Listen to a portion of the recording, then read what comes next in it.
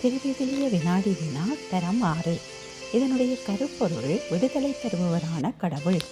கடவுள் எவ்வாறு விடுதலை தருபவராக இருக்கின்றார் என்பதை தொடக்க நூல் 37, 45, 47வது அதிகாரத்தில் யாக்கோபுவின் மகன் யோசேப்புவினுடைய வாழ்க்கை வரலாற்றினூடாக கேட்டுக்கொள்ளலாம்.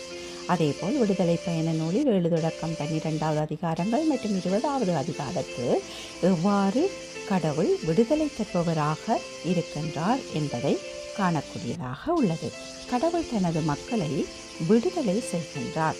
அவ்வாறு விடுதலை செய்வதற்கு தனது மீட்பு திட்டத்தில் சிற்சில மனிதர்களை தெரிந்தெடுத்து அவர்களினூடாக அவர் விடுதலை தரும் கடவுளாக இருக்கின்றார் என்பதை தெளிவுபடுத்துகின்றார்.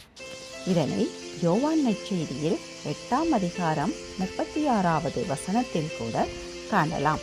இவ்வாறாக பழைய ஏற்பாடு புதிய ஏற்பாடு இரண்டிலும் கடவுள் விடுதலை தருபவர் என்பதை காணலாம்.